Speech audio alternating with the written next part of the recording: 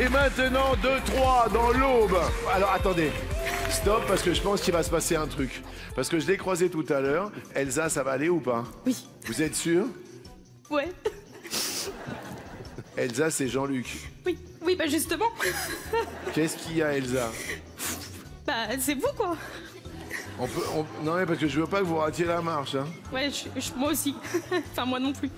Moi non aussi ou moi non plus? Moi non plus, je veux pas la rater. Je sais pas ce que vous voyez, elle pleure déjà.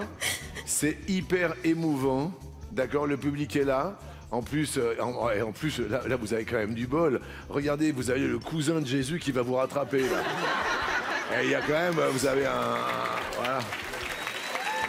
Et là, on vous offre des petits mouchoirs en papier. Elsa, qu'est-ce qui se passe qu'est-ce qu'il y a? Bah ça fait 11 ans que je regarde l'émission depuis Xavier. Oui. Et c'était un rêve de participer et me voilà. Mesdames, mesdemoiselles et messieurs, elle est venue de Troyes dans l'Aube. Elsa! Elle est fan de Céline Dion, amatrice de charcuterie et un poil maniaque du rangement. Elsa a trouvé l'amour au lycée et attend patiemment la demande en mariage, la maison et les enfants. Merci. Regardez, dites bonjour. Ça va aller? Je suis là. On est là pour la vie. Elle pleure et tout. Maquillage, dépêchez-vous s'il vous plaît, parce que là, il y a un souci, voilà. Merci Elsa d'être là, ça fait plaisir. Merci. Le 15 septembre 1793, quels établissements ont été fermés sur décision de la Convention nationale? Alors, j'ai lu quelque chose il y a peu sur la station de métro Abbesse, qui était nommée en l'hommage d'un couvent qui était à côté. Et ce couvent a été fermé, il me semble, à la période de la Révolution française, donc je dirais les couvents.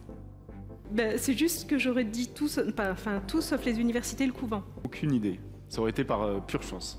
Et par pure chance, vous auriez opté pour Les bagnes, Ouais. pour dire autre chose. Arthur? Bah moi du coup avec la loi de la séparation de l'Église et de l'État, j'aurais peut-être dit les couvents effectivement. Même si la loi arrive un peu plus tard, mais... Ouais.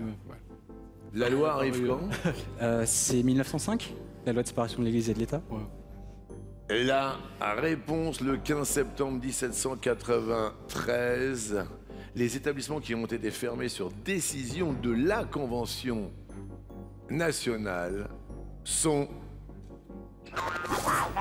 Aïe, aïe, aïe. Eh ben, tout le monde... Personne n'avait... Alors là, tout le monde se serait planté. Personne n'avait la réponse. C'était les universités. Eh ben oui. Et Arthur a réussi son coup et il va continuer. Arthur, du côté de Colmar, on est super heureux.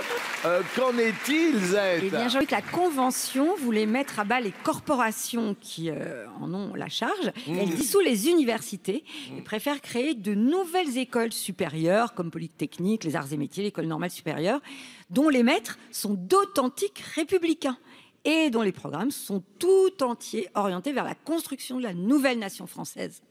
Voilà pourquoi les universités ont été fermées. Vous allez quand même repartir avec une énorme somme de dingo. Oui. Ça fait quand même une somme en 6 jours de... 44 051 €. Et ça se voit qu'au-dessous de l'idée. Aziz, c'est la mère de famille, Oui. la vraie Marseillaise, cagole, qui a toujours quelque chose à dire. Même quand elle n'est pas au courant, elle le sait toujours. Mais C'est bien. elle qui voit mieux que les autres. Oui. Mais là, dans ce nouveau spectacle, je cherche à me venger de mon mari qui m'a trompé. C'est pour ça que... Non, ça arrive. Ah oui. Ça arrive aussi à Marseille. Oui, ça. c'est pour ça que je me disais, l'agriculteur, depuis, comme je suis un jachère, moi, tu vois, je me disais, peut-être... Alors moi j'habite de l'autre côté de l'arc-en-ciel.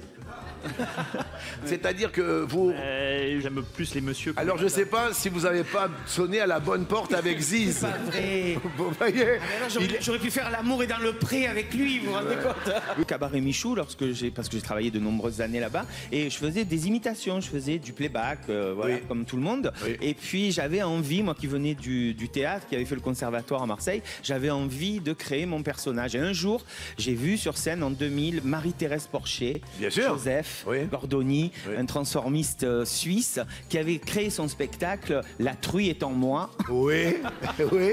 Et je me suis dit, si lui le fait, pourquoi pas moi? J'ai écrit Ziz avec toutes les femmes merveilleuses que j'ai rencontrées tout au long de ma vie et j'ai nourri ce personnage. Et au fur et à mesure qu'il a pris naissance, on va dire, j'ai grossi parce qu'il y avait tellement de femmes qui sont rentrées en moi que je me suis pris 20 kilos. Et... Je suis une espèce de grossesse. C'est ça, exactement. Mais par contre, j'accouche pas, je les garde toutes. L'irrésistible est à la Comédie Bastille à partir du 21 septembre. Il sera au Silo à Marseille. Il sera en tournée, évidemment.